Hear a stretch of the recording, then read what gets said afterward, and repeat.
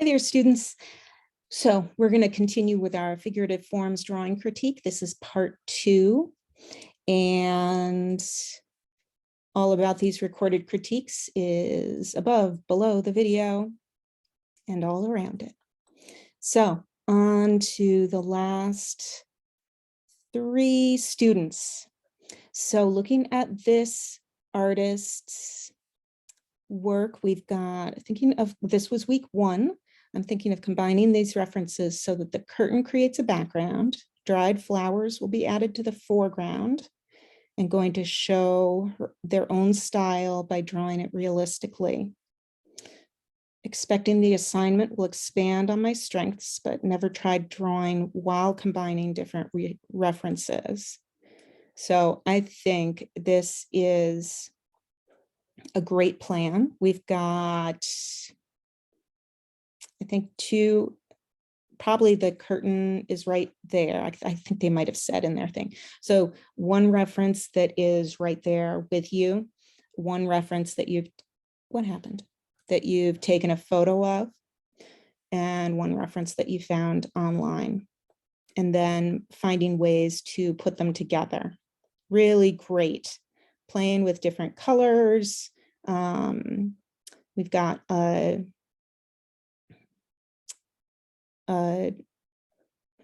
every single thumbnail has an excellent sense of the form. You can really see the twist in the body. The shape of the leg is just lovely. Sometimes the shape of the leg, so when an image goes back in space, especially an image that could be in linear perspective, but pretty much anything, a long shape goes back in space, we call it foreshortening. So the leg is slanted towards us, but it often is going to look like it's going straight up and down. And there are ways that you can make it feel as though it's coming towards you through shading and things like that, which I have a feeling this artist will nail in the final drawing. So here we've got different stage, the thumbnail is right here, the beginning of the drawing right here, really figuring out that form and how it sits. And oh my gosh, this drawing is just too much. It is so precise. The flowers look as though they are sitting there on the floor, as though the artist tore apart this little arrangement and sprinkled it along the ground.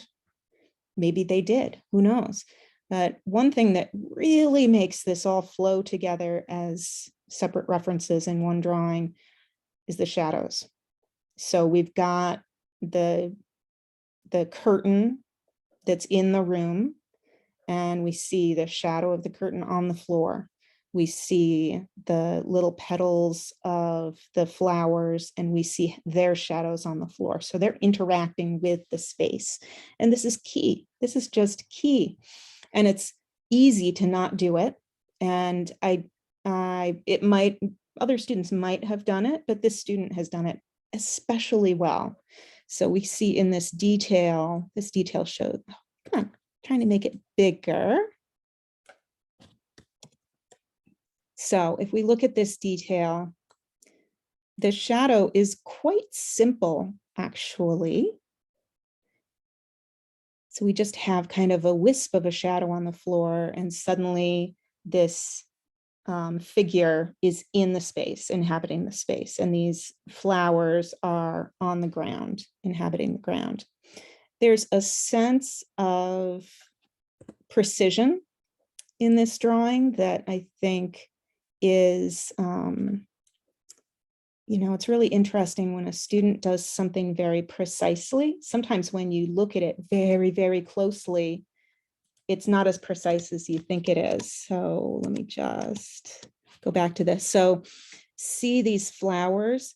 I mean, we feel like this drawing is so precise, like every part of it looks perfect. But if you look at the flowers, they're not perfect.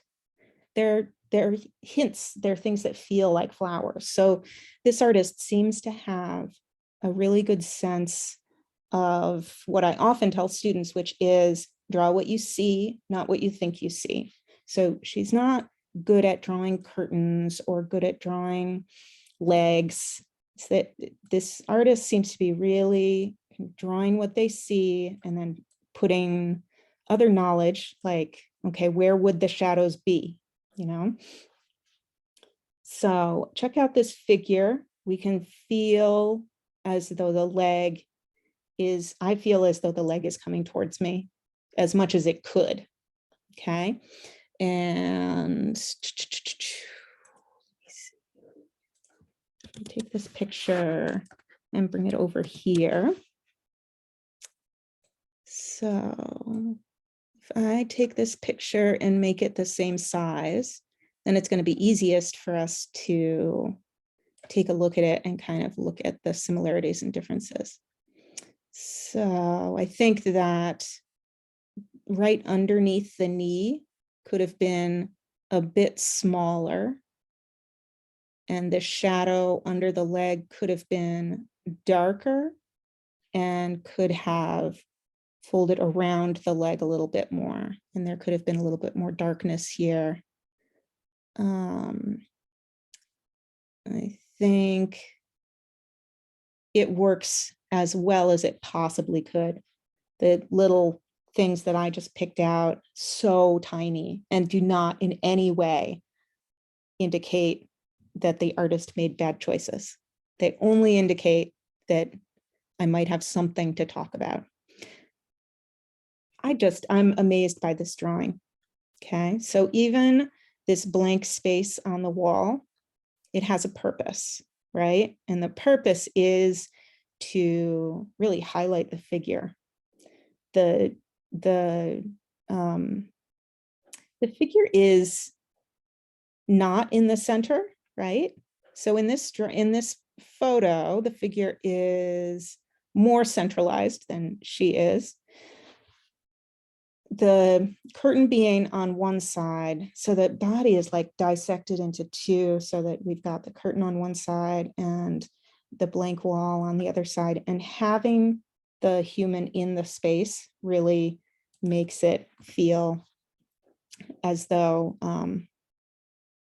we're looking at a scene instead of different things that have been collaged together. Amazing, amazing work. Going on to the next one.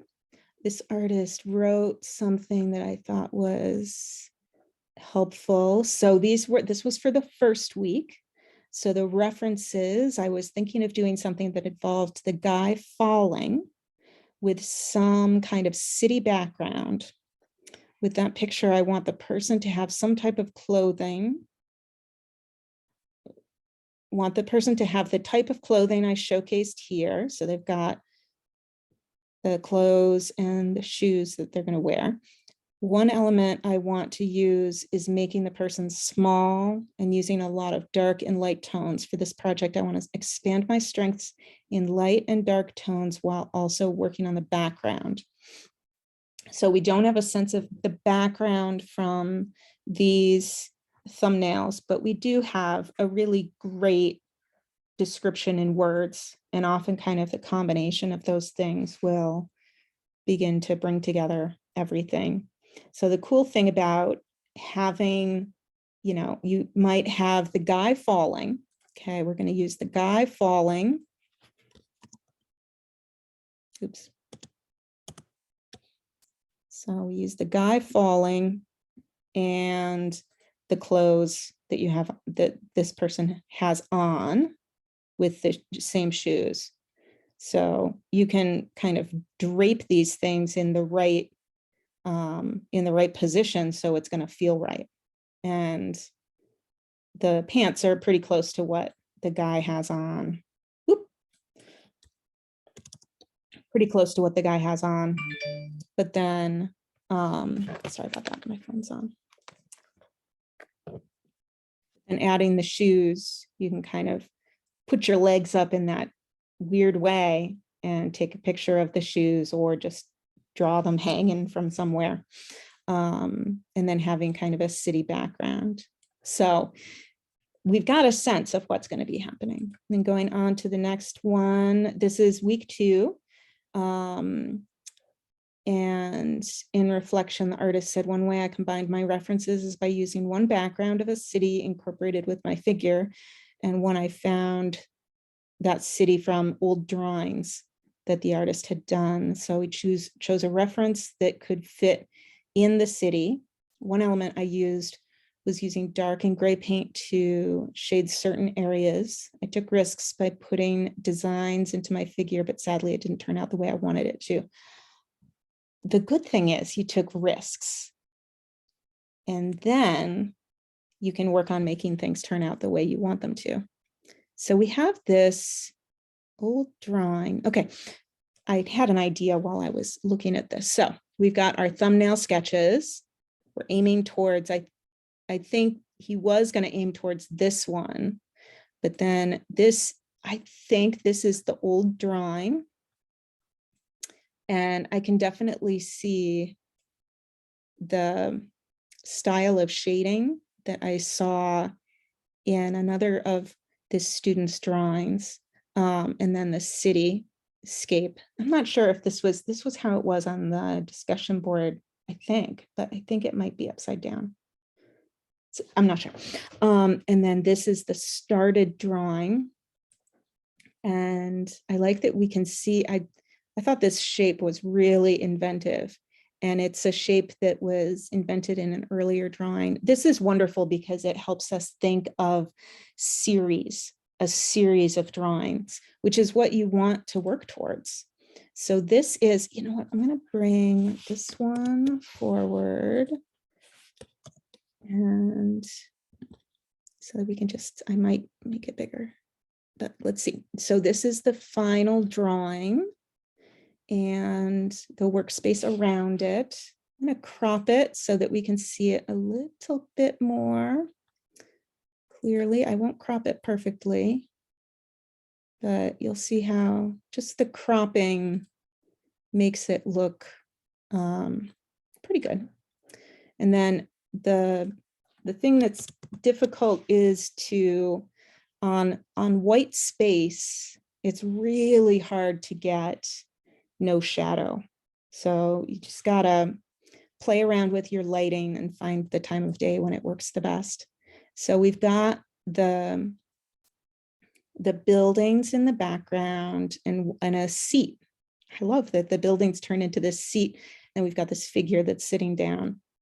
And I get a sense for what the artist is going for. And I also get a sense that there's a lot more that could be done. Okay, but I think that if you're thinking of kind of working off an idea, I think that this is, yeah, this is really starting to gel. I think that a combination between this beautifully rendered figure and these darker buildings in the background, and then a figure in different positions above the buildings, sitting on the buildings, all these different things. I think it's really important not to be scared of repeating yourself. I mean, you don't want to copy the same thing you've done, but having a way that you're bringing imagery and things that you care about forward, I think really works well. To me, this figure here is working really well. And this figure here, it's not that it's not working well. I just think that there is something kind of otherworldly about the way you were drawing this one with this shading.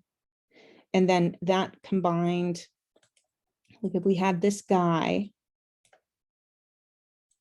let's see, if we have this guy,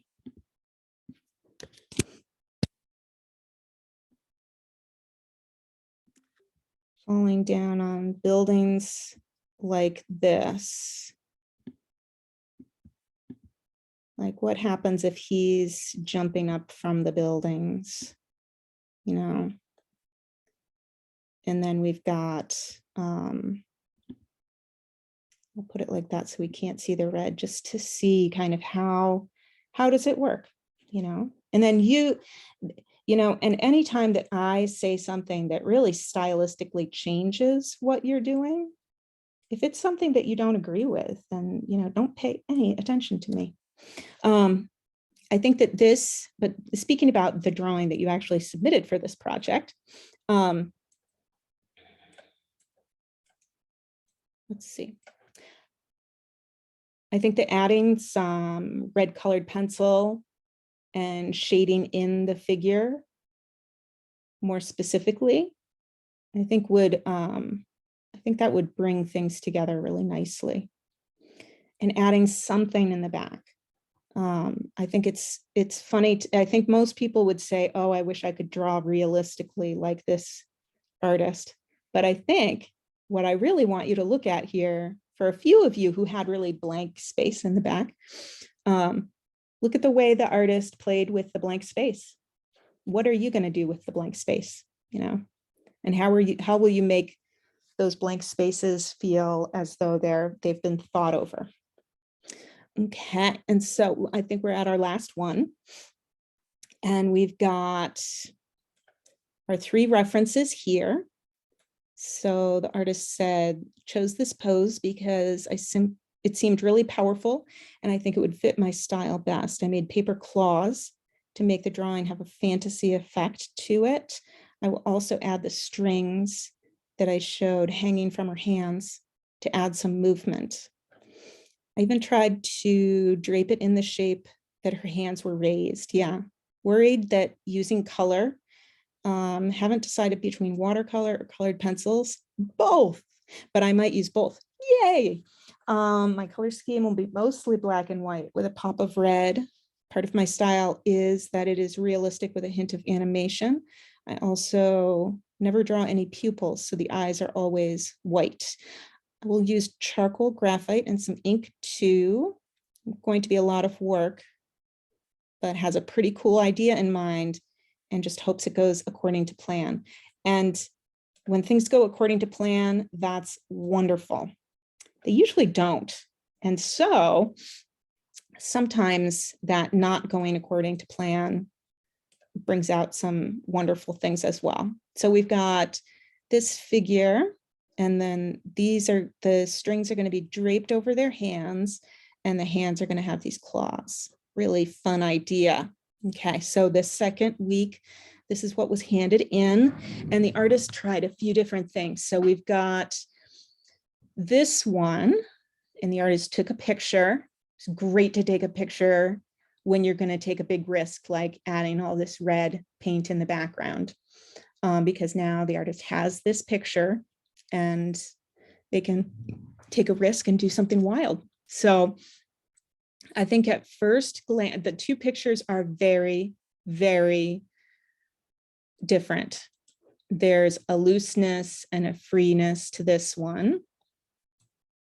Let me make it a little bit bigger so we can see it better. There is a lovely sense of form. I think that this, you can see, you know, I think the simplification of the muscles and the torsos, I think really works for what the artist was trying to do. I think the hair is so wild. So really bringing the artist being able to bring their own kind of invention into the drawing. It's really exciting, really, really exciting. The hair is just totally wild. It feels as though there's a completely different material on the drawing. I feel like, I'm not sure that the eyes are in a place that makes sense to me, but I could be totally wrong. I think that they should be over a little bit more and they should be angled a little bit more. But does that matter a whole lot? Who's going to notice that except your professor? The gesture of the form is absolutely lovely, and I feel like it really has that strength that you were looking for. The hands have that feel of the of this, of these claws that you made for yourself. And it does feel, even though these things are in different materials, it feels like they're all inhabiting the same drawing. And then when we get to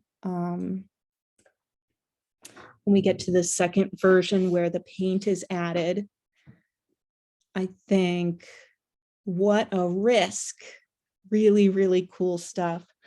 I also think I almost want more of it, maybe a slightly different tone, maybe a more purpley red or a more reddy red, so that there's a little more interaction in the background, and more fading out to the edges. One thing that happens is that the strings blend in a little bit, so you don't see them as clearly as you do here. So I wonder if adding maybe something very dark for the strings, like a purple or a dark blue. There's one thing that I just think is so interesting. I want to look at, let me look at it here. This bigger. Oh, it's a little bit blurry. It almost feels like there are, it's very pixelated, but it almost feels as though there are like crows flying down onto her body from the hair. So there's this, once you understand, like as you grow to understand more about the structures around you and how just stuff is built in the world and created, then I think that you can really add a very realistic kind of invention to your drawings. And I think that's what's happening with the hair, is that this artist kind of understands the way things are structured in the world, and they really understand the way the body is structured and the way kind of yarn-like hair would fall on the body. That's very interesting stuff. I think the watercolor did get out of control in a few places. Is that a big deal? Not really, because you're in school. Everything does not need to go perfectly, and everything does not go perfectly if you are expanding yourself and doing experimental work. So one thing that you can do if the watercolor takes over more than you want to, depending on the paper that you're using, sometimes you can scrape away the watercolor. Other times you can glue some extra paper on top of the part that's not working for you. There's so many different bizarre things you can do. And great drawings. I had a wonderful time talking about them. I think this, both of my videos went way over time. So I hope that you did the dishes or something while you were listening to me yammer on. And thanks for joining me. Have a great day.